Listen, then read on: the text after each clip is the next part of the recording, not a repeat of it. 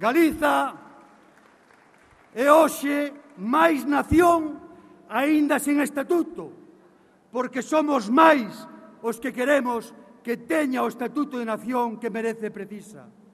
Hoxe máis que nunca, Galiza móvese pola forza e o impulso dunha maioría social que quere, sin ningunha dúda, que este país teña un estatuto de primeira.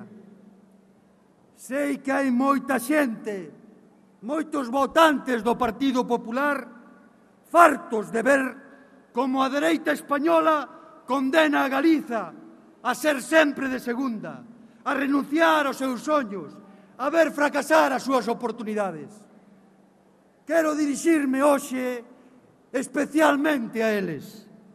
Pídolles, en nome do sentimento por este país que nos une, que camiñen xunto a nós, que traballen con nós para que Galiza aproveite de verdade a oportunidade que temos diante. Facer entre todos un estatuto de nación e un estatuto de todas e de todos para nós e para as xeracións futuras.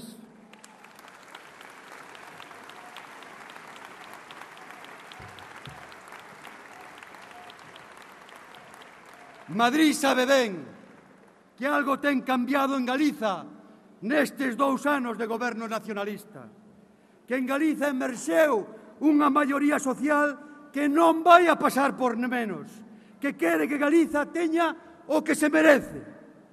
Non puideron despachar a este país cun estatuto de segunda e non van poder despacharnos cunhos orzamentos do Estado que traten a Galiza como un país de segunda.